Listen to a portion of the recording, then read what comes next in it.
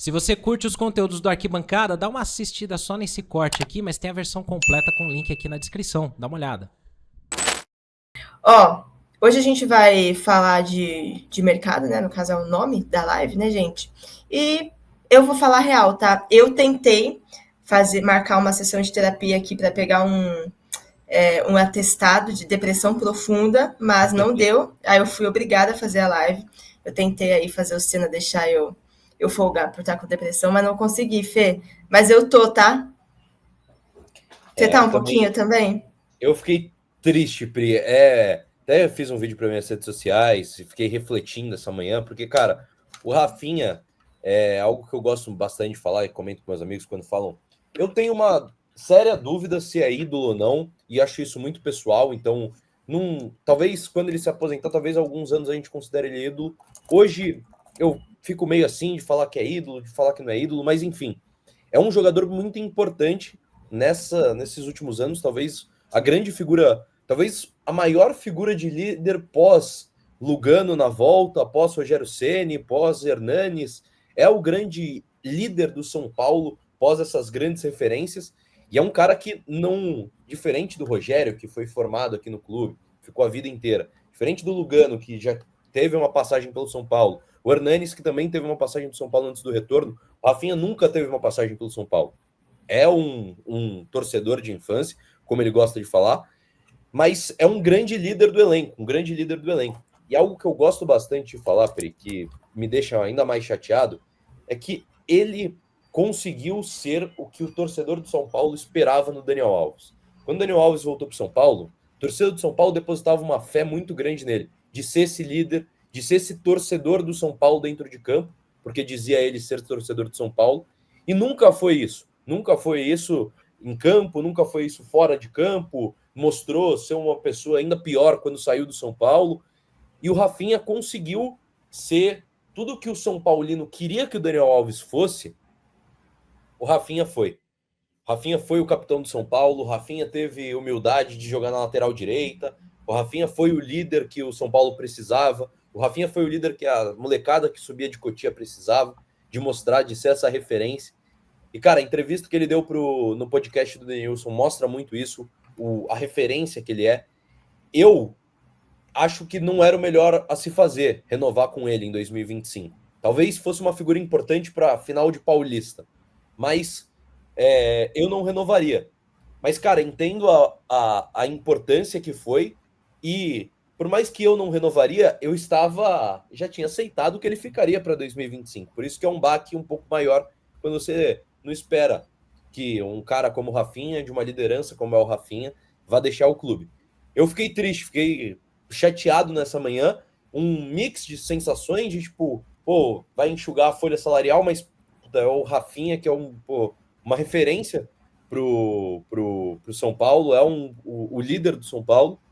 Então, é um mix de sensações, Pri, mas o que fica, num resumo da ópera, o que fica é gratidão.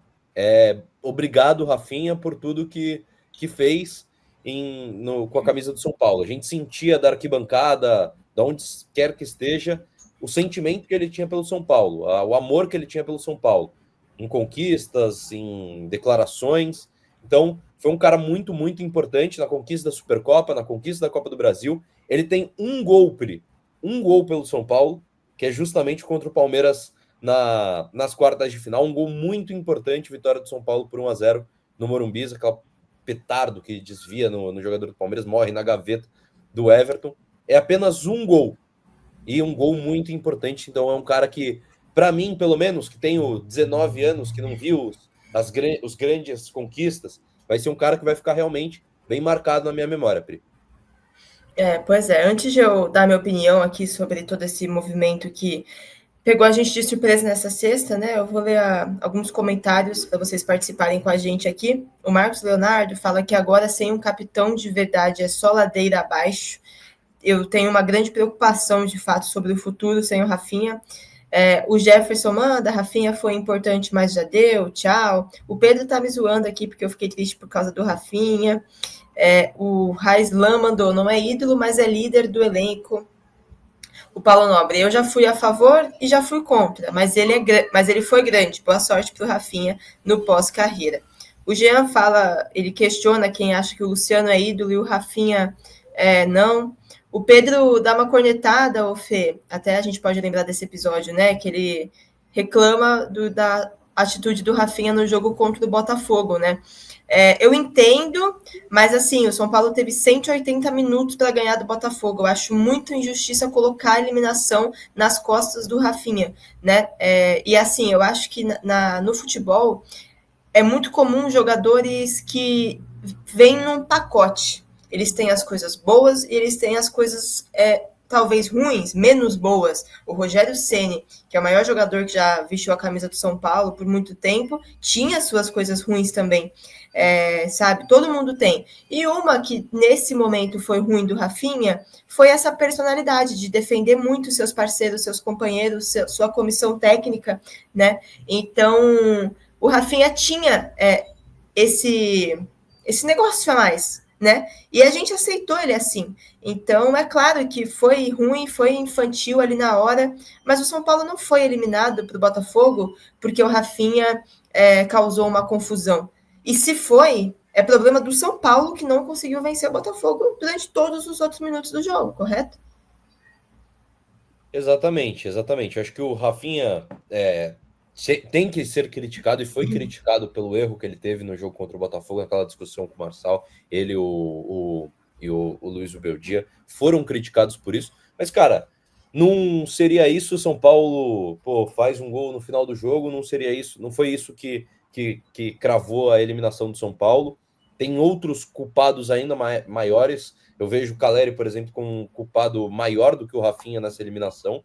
Mas, claro, fica essa lembrança de certa forma ruim por parte do torcedor, mas, cara, eu acho que num geral, se a gente passar uma peneira, se a gente colocar num balanço, o que fica do Rafinha no São Paulo, fica muito mais marcado as coisas boas, os títulos, as conquistas, as declarações, a postura de líder, a ausência que o São Paulo tinha de um líder dentro de um campo, a ausência que o São Paulo sentia, a torcida, o elenco, de ter um cara vencedor como o Rafinha, que ganhou tudo na Alemanha, ganhou tudo no futebol brasileiro com o Flamengo.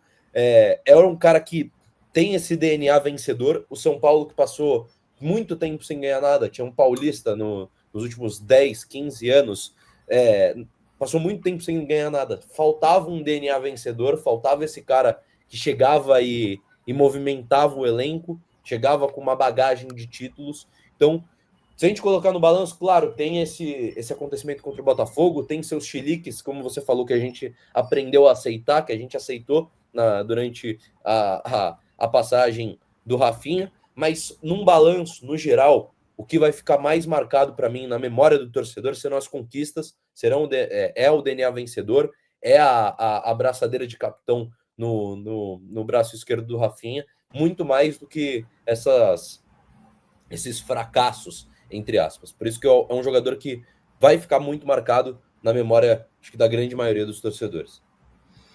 Eu tô nessa também, Fê. E aí, falando um pouco o que eu penso do Rafinha, né?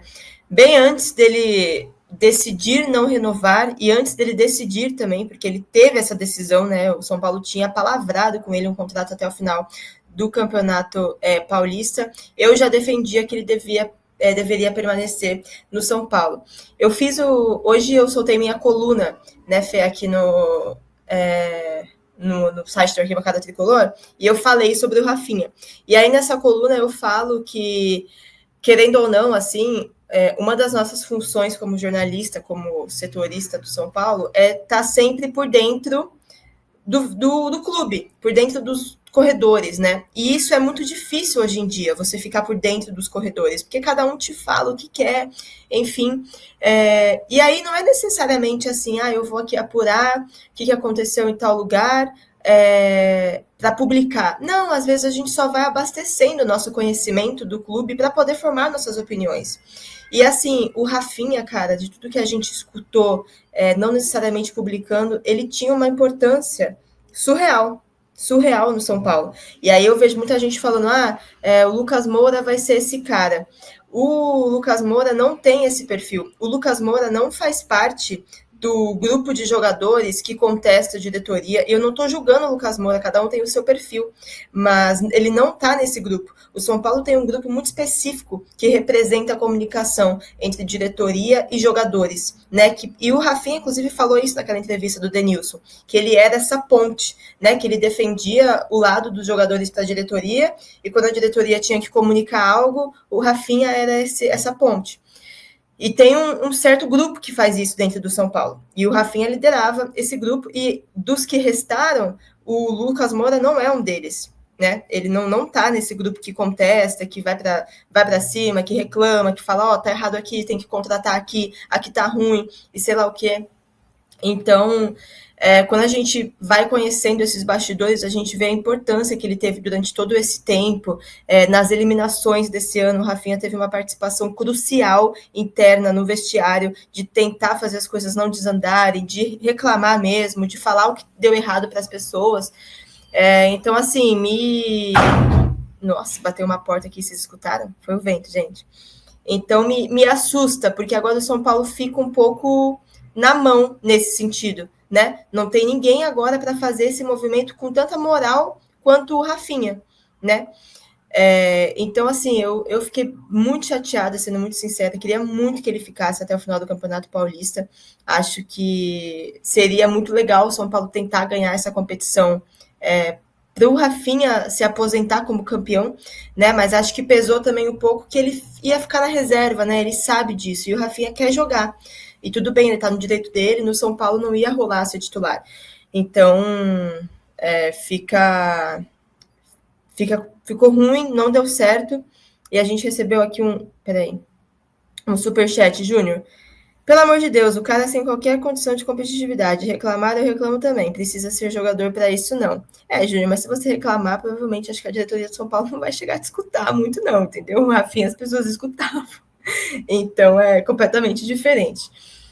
Enfim, eu fiquei mega chateada. E aí, Fê, a gente vai também para a gente fala muito dessa liderança e tal, mas a gente vai para um problema do campo também agora, né? Porque o São Paulo tem hoje um problema gigantesco na lateral esquerda, que a gente vai comentar daqui a pouco, e aí agora se vê no mesmo cenário na lateral direita, porque o Rafinha sai, o Moreira tem uma chance gigantesca de ir para o Porto, né, na negociação com o Wendel, e aí o São Paulo fica apenas com o Igor Vinícius, que é um jogador que sofre bastante lesões, que desfalca bastante o time. Eu não acho que o Igor Vinícius é essa coisa horrorosa que as pessoas pintam, eu acho ele ok para estar no São Paulo, para compor elenco, e aí agora, ele que poderia vir a ser talvez um reserva para um lateral direito, ele é o titular absoluto sem substituto, né, Fê?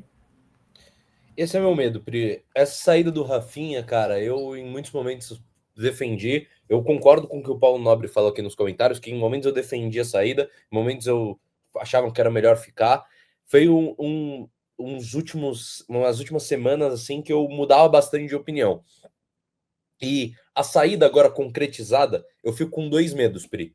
Primeiro, essa ausência, como você falou, de um líder, de alguém que bata de frente com a diretoria, de alguém que leve os problemas do elenco para a diretoria, desse meio campo. Isso que me deixa um pouco com o pé atrás dessa saída. Quem vai fazer isso? Quem vai ser essa referência? Quem vai ser esse líder mesmo dentro do vestiário? Eu concordo com você. Eu acho que, para mim, a braçadeira de capitão durante os jogos, para mim, tem que ir para o Lucas. Mas o Lucas é um perfil de líder completamente diferente do que é o Rafinha. O Lucas seria um capitão mais do porque ele conquistou, mais do porque é o Lucas Moura, a referência do São Paulo, é o melhor jogador do São Paulo. Mas o Rafinha era realmente esse líder, era de fato esse líder, esse cara que bate de frente com a diretoria, que leva os problemas e tudo mais. Então, esse é meu medo. Esse é o meu primeiro medo, essa ausência de um líder. E a segunda, quem será o lateral direito reserva? Porque, como você falou, Moreira possivelmente será negociado com o Porto, Rafinha agora de saída. O Igor Vinícius, eu também não acho, eu acho que é um jogador bem ok para compor elenco no máximo. Eu não vejo o Igor Vinícius, para mim não tem tanta qualidade assim para ser esse titular absoluto do São Paulo, camisa 2, absoluto do tricolor paulista para 2025. Eu não tenho tanta essa confiança. como não tinha confiança no Wellington na última temporada, e o Wellington acabou surpreendendo a grande maioria da torcida. Mas enfim, meu medo é esse, que agora a gente só tem o Igor Vinícius. E quando não tiver o Igor Vinícius, e quando o Igor Vinícius se machucar, vai subir o Igor Felisberto, que tem, 16, 17 anos, vai subir aquele, acho que é Mike, o nome que jogou na final da Copa do Brasil contra o Palmeiras, que são bons jogadores, mas precisam desse tempo de adaptação. Precisam ser um terceiro lateral para ter essa adaptação no Campeonato Paulista, e aí sim a torcida ter um pouquinho mais de noção do que será esse jogador. Então, esse é meu medo. Esse é meu medo. Quem no São Paulo vai trazer nomes para lateral direito? São Paulo ainda não soldou ninguém. As notícias que saem que, até o momento não saiu nenhum nome de um lateral direito. Se fala muito em Oscar, se fala muito em Wendel, mas cara, eu acho que esse é meu grande medo. Quem vem para a lateral direita do São Paulo? São Paulo ainda não sondou ninguém, não noticiou nada sobre um camisa 2. A ausência do Rafinha vai deixar 2 lacunas. Na lateral direito, caso o São Paulo não contrate, e nessa liderança. E esse é meu grande medo nessa saída do Rafinha, Peri. Eu vejo uma diferença, Fê, que assim,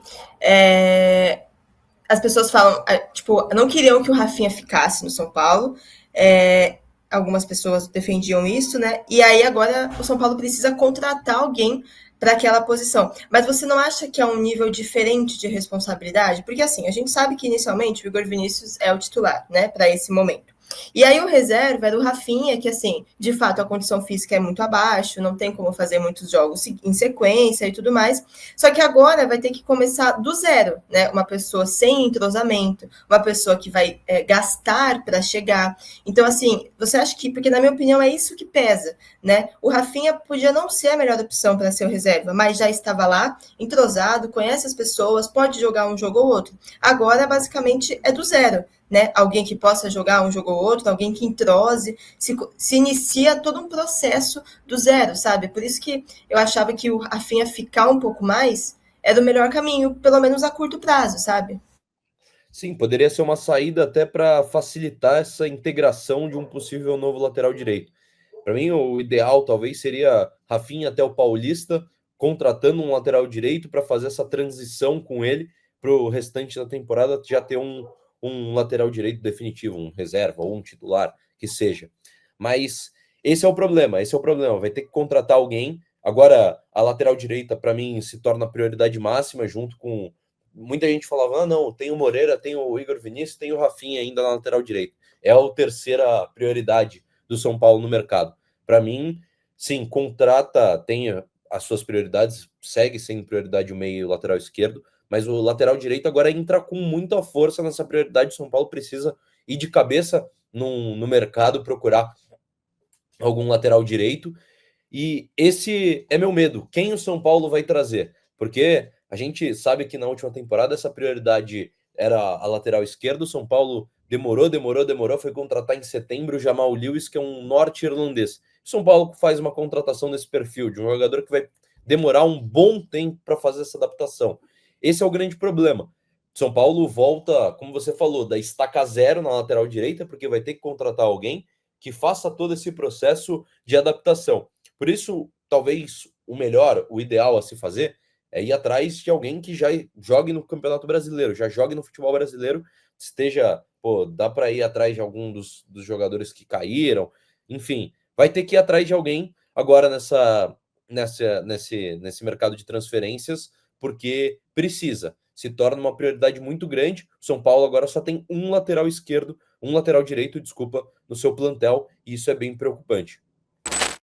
E aí, curtiu esse corte aqui que a gente postou? Então deixa o like aí, se inscreve, torne-se assinante do canal, mas assiste a versão completa que tá aqui embaixo na descrição.